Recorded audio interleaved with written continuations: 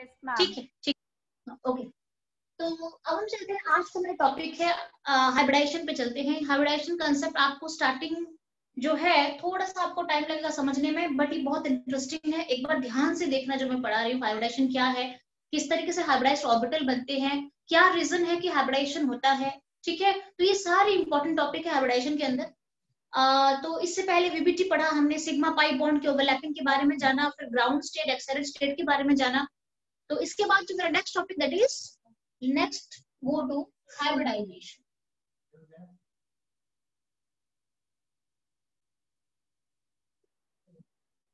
अच्छा, सबसे तो पहले आपको ये समझना है कि हाइब्रिडाइजेशन जो है, कोई भी एटम बॉन्ड बनाने से पहले क्या करता है, खुद के ही ऑर्बिटल को रीअरेंज कर लेता है। किसी बाहर के साथ हाइब्रिडेशन नहीं होता है। हाइब्रिडेशन एक पर्टिकुलर एटम के खुद के ऑर्बिटल के बीच में हाइब्रिडाइजेशन होता है। ठीक है, थोड़ा आपको एक्सप्लेन करती हूँ, उसके बाद हम हाइब्रिडाइजेशन टॉपिक को समझ पाएंगे। अगर आपको मैं डिफाइन भी कर दूंगी तो बिना समझे आपको कुछ भी आपको आपको एक्सप्लेन कर देती हूँ मैं हाइब्रिडाइजेशन क्या होता है एक्चुअली, उसके बाद इसको मैं डिफाइन करूंगी यहाँ पे। ठीक है, तो सबसे पहले चलते हैं हाइब्रिडाइजेशन कौन लेता है और क्यों लेता है, कैसे लेता है। देखो, कोई भी सेंट्रल एटम जैसे CH4 ले लो, मीथेन ले लो, NH3 में अमोनिया में नाइट्रोजन को ले लो, वाटर मॉलिक्यूल में ऑक्सीजन को ले लो, CO2 में कार्बन को ले लो। सेंट्रल एटम बॉन्ड बनाने से पहले जब भी कोई मॉलिक्यूल फॉर्मेशन होता है, तो वहां पे जो सेंट्रल एटम बनना चाहिए, जो सेंट्रल एटम का पोजीशन लेने वाला है, वो सेंट्रल एटम क्या करता है, खुद के ही ऑर्बिटल्स को इंटरमिक्स कर देता है और न्यू सेट ऑफ ऑर्बिटल्स बनाता है। हाइब्रिडाइजेशन एक ही एटम के अंदर होता है। हाइब्रिडाइजेशन में 2-3 एटम मिलकर हाइब्रिडाइजेशन नहीं होता है। पहली बार हाइब्रिडाइजेशन एक ही एटम के डिफरेंट डिफरेंट ऑर्बिटल के बीच में हाइब्रिडाइजेशन होता है। ये सबसे इंपॉर्टेंट पॉइंट है। ठीक है, तो फॉर एग्जांपल मैं आपको एग्जांपल लेके बता रही हूँ, यहाँ पे देख लो। कार्बन का कितना बेटे, कार्बन का है 6, 1s2 2s2 2p। अगर मैं इसका ऑर्बिटल डायग्राम ड्रॉ करूं तो it will be like this.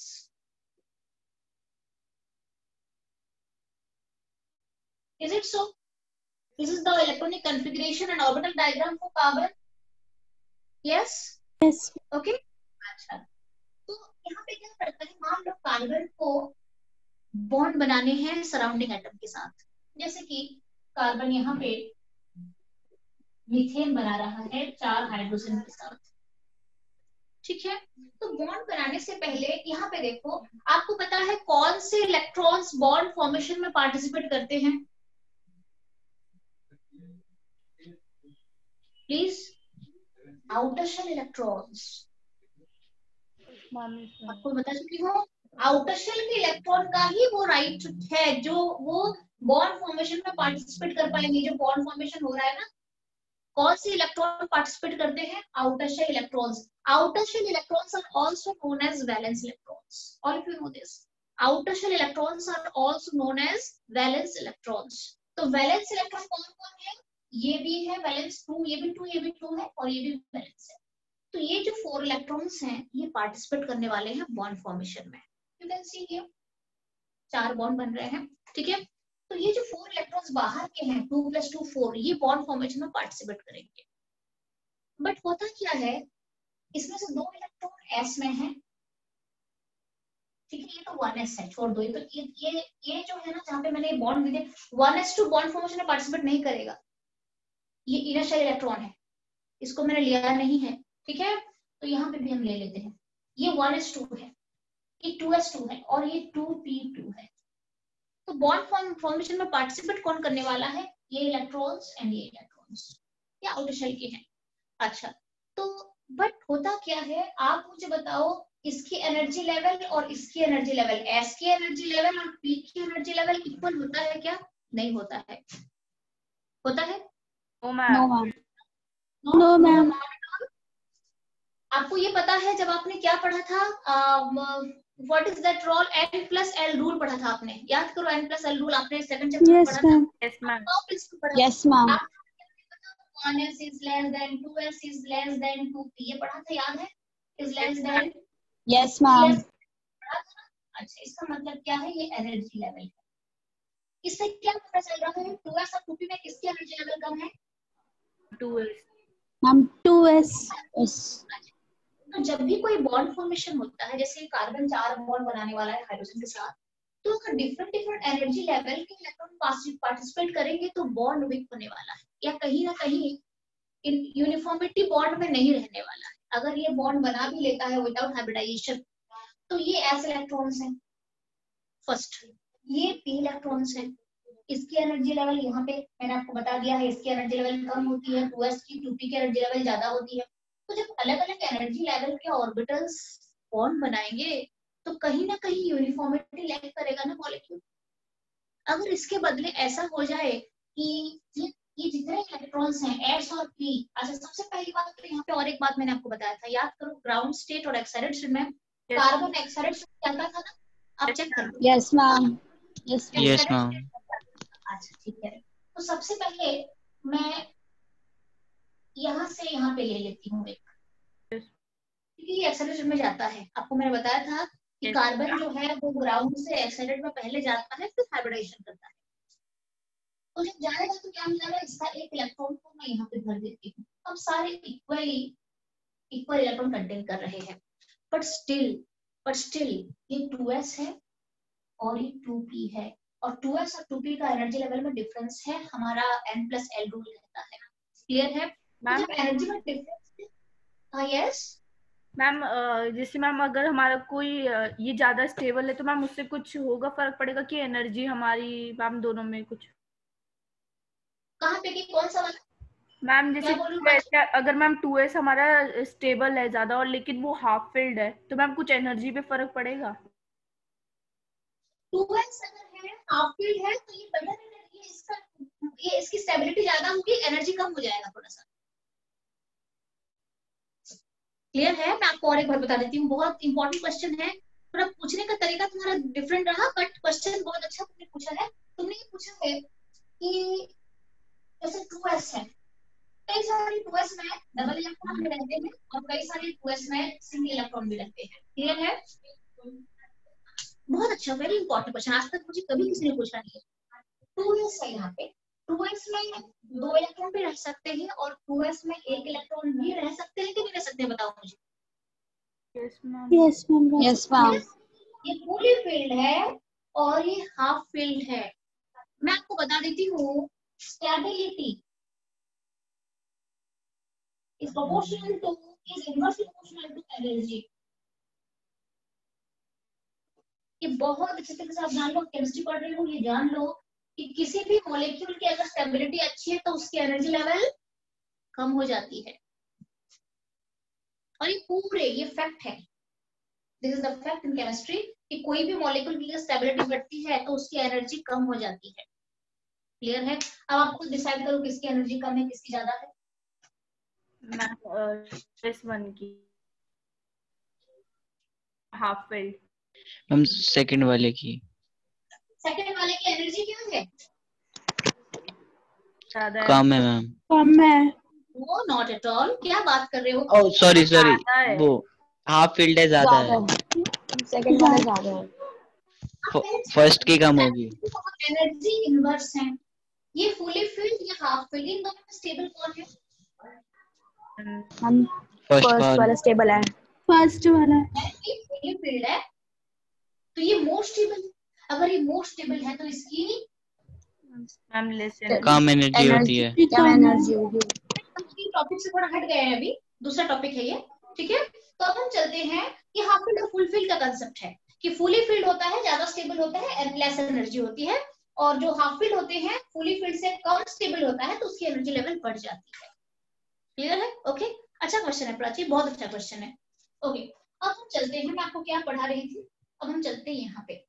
तो अभी यहाँ पे देखो, कार्बन को 4 हाइड्रोजन से जुड़ना है, उसको 4 बॉन्ड बनाने हैं, उसे 4 हाफ फील्ड ऑर्बिटल भी मिल चुके हैं, बट प्रॉब्लम क्या है, एक इलेक्ट्रॉन 2s में है और एक इलेक्ट्रॉन 3 इलेक्ट्रॉन 2p में है। एंड आपको ये पता है दोनों में से किसकी एनर्जी लेवल ज्यादा है? 2p की। ठीक है, इसकी एनर्जी लेवल ज्यादा है, इसकी एनर्जी लेवल कम है। दैट मींस मॉलिक्यूल फॉर्मेशन अगर कर भी लेंगे तो यूनिफॉर्मिटी नहीं रहेगी, क्योंकि एनर्जी लेवल में इक्विवेलेंट नहीं है। क्लियर है?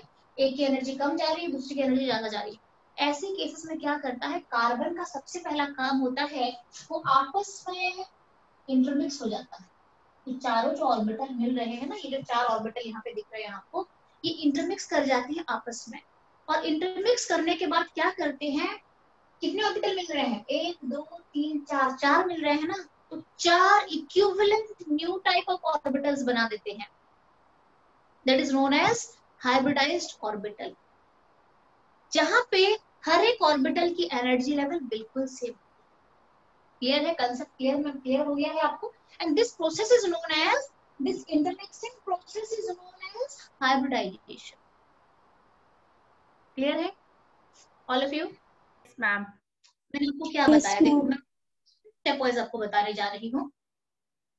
मैं अगर चाहती तो आपको सिंपल हाइब्रिडाइजेशन का कंसेप्ट पढ़ा के आगे बढ़ सकती थी, मुझे कोर्स खत्म कराना है, राइट? यस, मैं सीधा इसका डेफिनेशन लिखवा देती, आपको 2-4 मॉलिक्यूल का एग्जांपल दे देती एंड सॉल्व हो जाता। बट इसे जान लो अच्छी तरीके से, अगर आपको कभी हायर स्टडीज करनी है या कहीं पे भी, अगर आपको कहीं पे भी कॉम्पिटिटिव एग्जाम देना है, तो ये हेल्प करता है, उसमें नॉलेज होनी चाहिए प्रॉपर। ठीक है, तो स्टेप वाइज हम चलते हैं।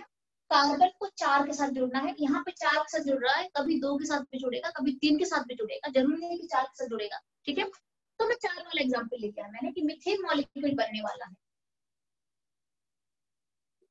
तो मीथेन मॉलिक्यूल बनने वाला है, तो कार्बन को 4 बॉन्ड बनाने हैं।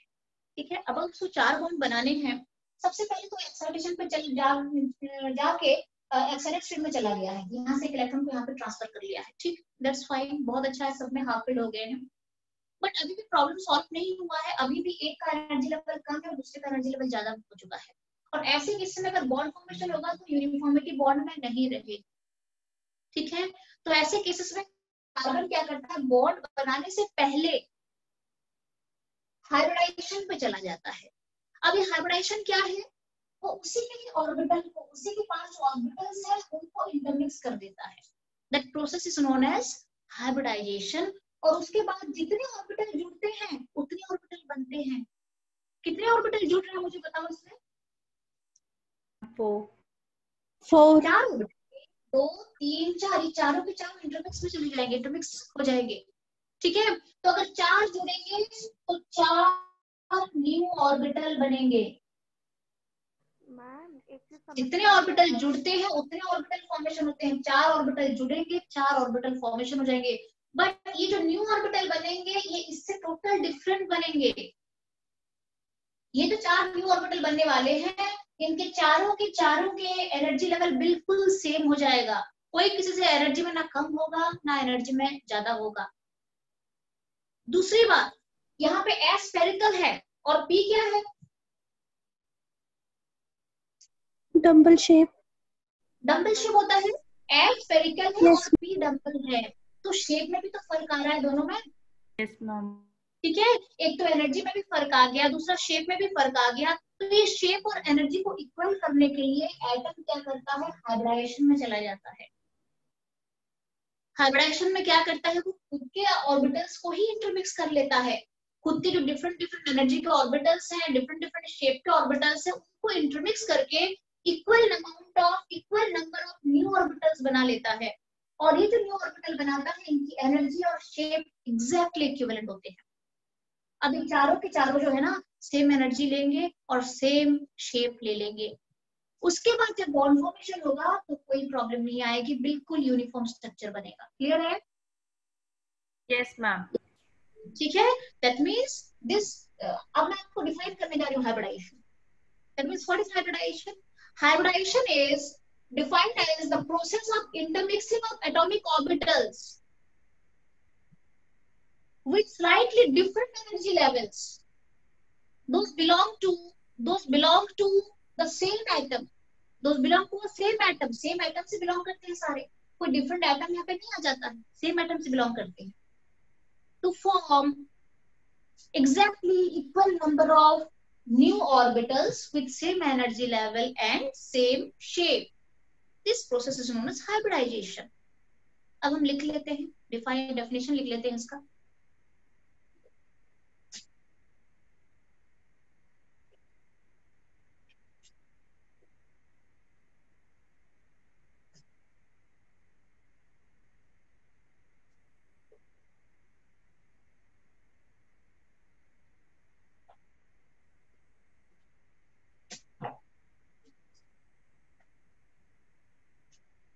Okay now try down. अब हम चलते हैं हाइब्रिडेशन का डेफिनेशन लिख लेते हैं, बिकॉज हाइब्रिडेशन का डेफिनेशन पूछा जाता है एग्जाम में। अब आप समझ चुके हो, इसको हम थोड़ा डिफाइन कर लेते हैं। Write down.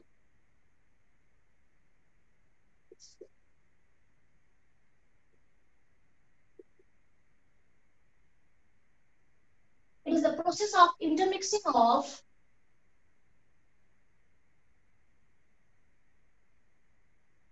two or more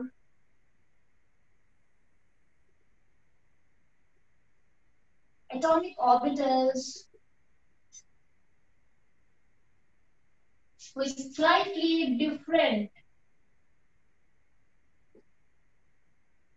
energy levels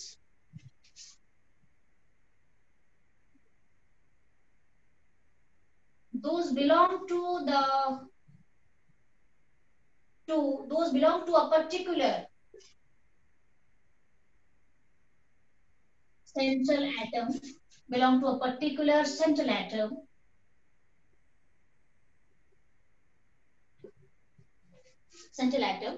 to form equal number of new orbitals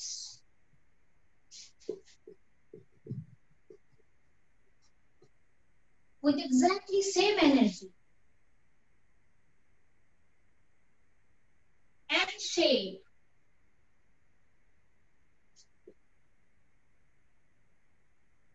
is known as hybridization. Is it clear to all of you? Note it down. लिख दो, पहले आप लिखो इसे।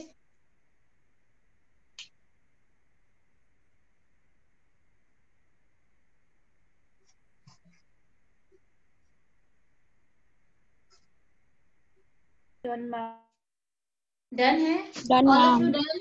All of you done. Okay. Yes, So ma'am. it is the process of intermixing of two or more atomic orbitals with slightly different energy levels. Those belong to a particular central atom. एक ही central atom के सारे orbitals होते हैं. To form equal number of, ये equal कहो, equivalent number of लिखो आप.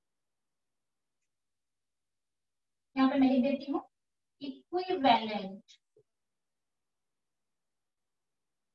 Equivalent number, जिसका मतलब है जितने ऑर्बिटल जुड़ेंगे उतने ऑर्बिटल ही फॉर्म हो जाएगा। ठीक है, equivalent number of new orbitals with exactly same energy level and shape is known as hybridisation. This process is known as hybridisation. And next write down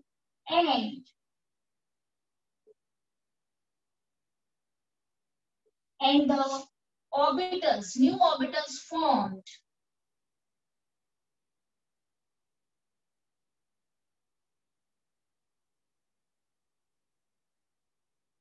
are known as hybridized orbital.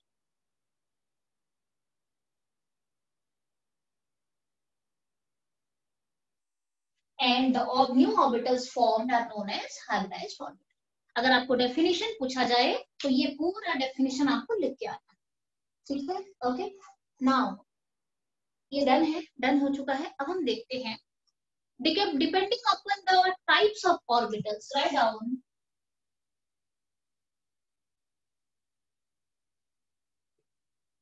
the types of orbitals.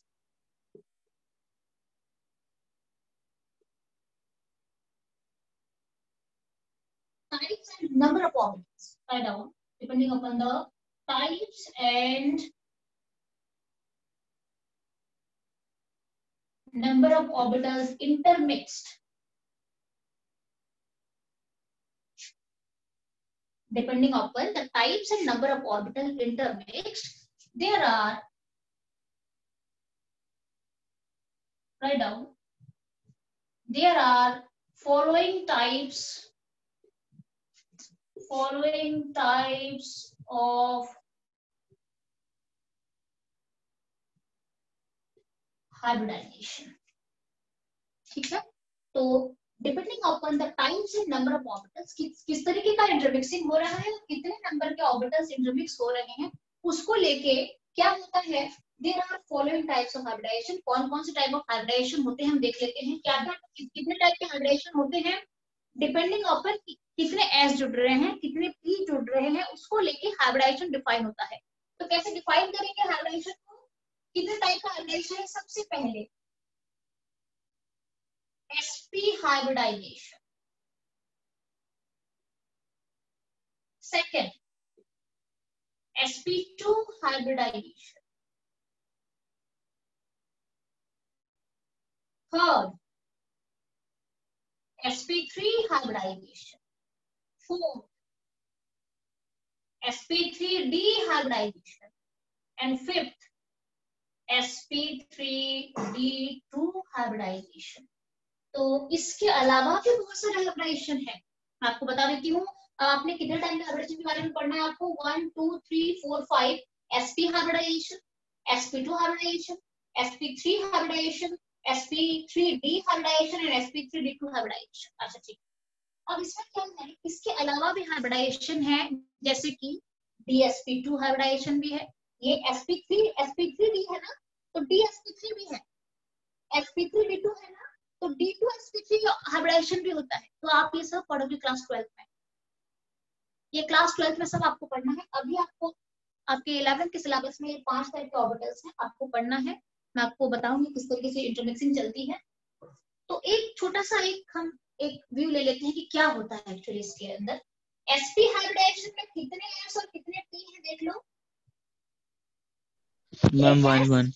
एक p, तो यहाँ पे जब intermixing होती है तो 1s plus 1p orbital जुड़ते हैं, एक s और एक p जुड़ते हैं तो sp बनता है। यहाँ पे कितने s कितने p है, मैम 2 p और 1 s। एक s 2 p, तो यहाँ पे 1s प्लस 2p ऑर्बिटल जुड़ते हैं। यहाँ पे थर्ड वाले में 1s 1 s plus 3 p। 3p orbital जुड़ते हैं sp3 में। यहाँ पे 1s 3p and 1d orbital भी जुड़ जाता है। क्लियर है मैम? यस प्राची, हाँ यस मैम इसके आगे की नहीं, तो जैसे 1 मैम 4p क्यों नहीं, हाँ यस बोलो बोलो प्राची। मैम 4p क्यों नहीं हो सकता? 4p 4d मतलब ये हम जैसे p के टोटल ऑर्बिटल कितने होते हैं? ओके मैम, समझ आ गया मैम। p के टोटल ऑर्बिटल कितने होते हैं? 3 ऑर्बिटल टोटल है, ठीक है मिस। मैक्सिमम 3 जाएगा ना, 3 जाएगा, 3p से ज्यादा तो नहीं हो सकता ना, ठीक है। अच्छा sp3d का जो है, sp3d में क्या होता है, 1s plus 3p plus 1d जुड़ता है, 1d ऑर्बिटल में जुड़ जाता है। और यहाँ पे क्या होना चाहिए, 1s 3p and 2d orbitals जुड़ते हैं। 1s plus 3p plus 2d orbital जुड़ते हैं। सो ये फैक्ट है एक्चुअली, ठीक है। अब आप मुझे बताओ कि अगर आपने लिख दिया, पहले लिखो, आप इसको लिखो पहले। Ma'am done. डन है, ओके ना। नो मैम, बस बचा हुआ है ma'am last. No ma'am no.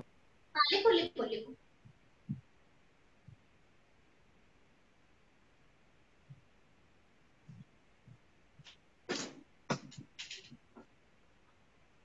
अभी अब कितना मिनट बाकी है बेटे? 9 मिनट। मैम 10 अप्रॉक्स 9 मिनट्स हैं। 10 मिनट।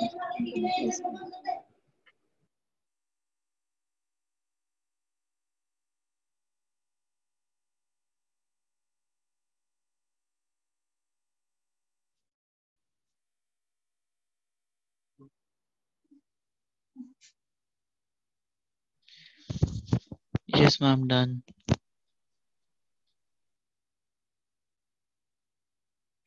डन है, ओके ओके।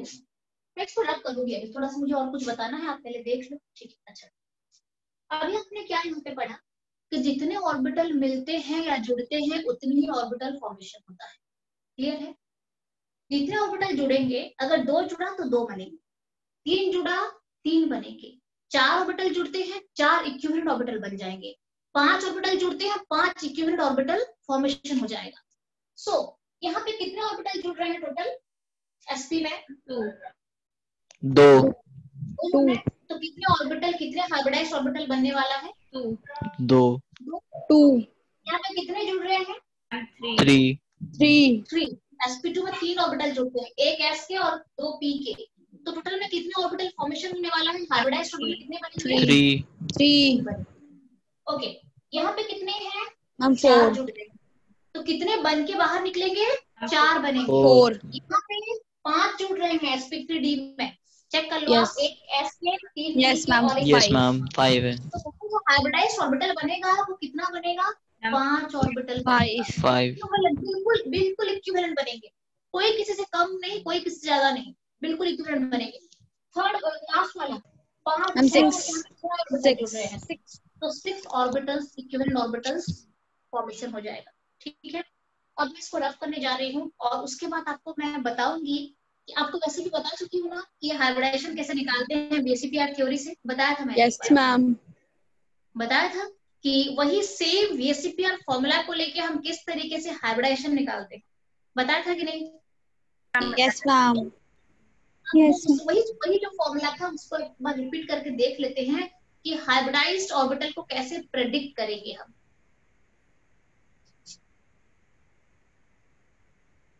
मैं इसे रफ करने जा रही हूँ। मैम किसी का मैसेज आया है कि वो कोई ज्वाइन नहीं कर पा रहा। आयुष का है। आयुष कोई नहीं, रिकॉर्डिंग मैम वो बोल रहा है कि 30 मिनट से ट्राई कर रहा है। 30 minute but he is not there, वहां पे यहाँ पे आता है ना, नहीं मतलब नहीं उसे बोल वो दो ट्राई कर रहा है मैम। हाँ हाँ हाँ हाँ मैम उसके नेटवर्क में कुछ इशू है तो उसको बोला है, तो बोला 30 मिनट से ट्राई कर रहा है वो। देखो चिराग भी नहीं है उसका भी आया नहीं है, कोई बात नहीं, तभी तो मैं बोल रही हूँ क्या रिकॉर्डिंग कर लो, हम रिकॉर्डिंग को देख ले के बच्चे समझ जाएंगे ना, जल्दी से बेटर ऑप्शन और क्या कर सकते हैं इतने बच्चे। ठीक है, सो चलते हैं नेक्स्ट टॉपिक पे चलते हैं, रह जाएगा नहीं तो, क्योंकि पता है आपको 12th की क्लासेस है, उनकी बोर्ड एग्जाम होते हैं, उनके कोर्सेस है, आपके कोर्सेस है, तो एक्स्ट्रा क्लास मुश्किल से दे पाती हूँ मैं। तो रिकॉर्डिंग सबसे अच्छा ऑप्शन है। जो एब्सेंटीज हैं, जो नहीं आते हैं, वो वीडियो लेक्चर देख के भी समझ जाएंगे सर। ठीक है, अब मैं आपको कहाँ लेके जा रही थी, हम अब चलेंगे प्रेडिक्शन, राइट? लिखो prediction of hybrid state of central atom।